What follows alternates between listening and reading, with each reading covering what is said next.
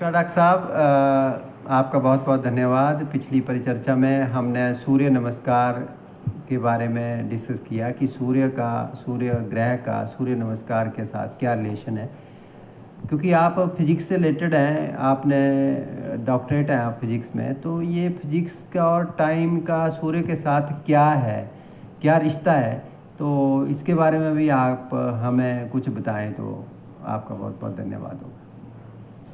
नमस्कार डॉक्टर साहब, आपका बहुत बहुत धन्यवाद कि आपने इस श्रृंखला जो हमने चलाई है सूर्य के बारे में, तो उसका एक और एपिसोड कुछ एक जिज्ञासा जो आपकी थी उसको पूरा करने की कोशिश की। तो मैं जैसे डॉक्टर साहब फिजिक्स पढ़ाया है या फिजिक्स से मुझे इंटरेस्ट रहा है फिजिक्स में, तो उसमें से जिसको हम टाइम कहते हैं, मैं लास्ट वीडियो में डॉक्टर साहब बात की कि जो सूर्य है ये इनकी सिग्निफिकेंसेस बताई कि किन किन के सिग्निफिकेटर है। तो उन्हीं में एक सिग्निफिकेंस इनकी है ये काल के समय के जो कारक है उसे सूर्य को कहा गया है ज्योतिष में। और आधुनिक फिजिक्स में हम जब देखते हैं आइंस्टीन के आसपास, तो हम लोग इस तरह की टेक्नोलॉजी सुनते हैं, स्पेशियो टाइम, या हम लोगों ने थ्योरी ऑफ रिलेटिविटी की भी बात की। तो उसमें थ्योरी ऑफ रिलेटिविटी में एक जनरल थ्योरी ऑफ रिलेटिविटी है।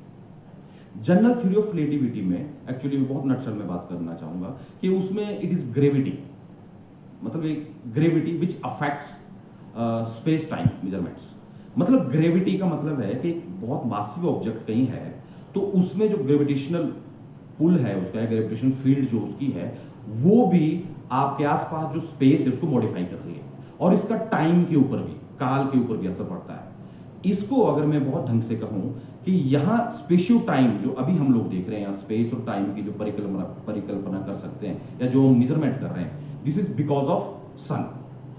यही टाइम और स्पेस और टाइम की जो मेजरमेंट्स हैं, ये अगर हम स्पेस में, डीप स्पेस में या बहुत आउटर स्पेस में कहीं चले जाएं और वहां कोई दूसरे प्लैनेट हो सूर्य की तरह, तो वो स्पेस टाइम मेजरमेंट्स जो हैं वो बिल्कुल डिफरेंट होगी। ये जनरल थ्योरी ऑफ रिलेटिविटी है।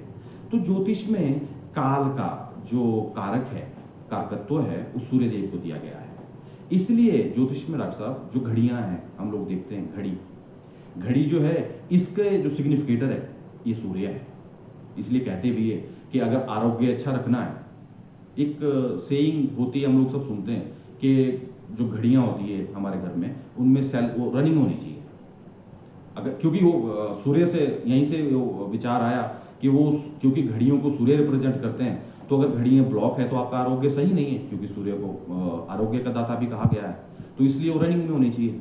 तो इसीलिए उज्जैन में जो हमारा बहुत बड़ा एक खगोल प्रयोगशाला थी बहुत टाइम पे, तो वो सूर्य का ही समय को मापने के लिए, स्टार्स को देखने के लिए वो एक बहुत बड़ा केंद्र था जिसके मूल में सूर्य देव है। डॉक्टर साहब आपका बहुत बहुत धन्यवाद। आपने काल, समय का सूर्य के साथ लिंक क्या है इसके बारे में हमें विस्तृत जानकारी दी। फिर हम एक नए वीडियो के साथ आएंगे। तब तक के लिए आप हमारे चैनल को देखते रहिए और सब्सक्राइब जरूर करिए। धन्यवाद।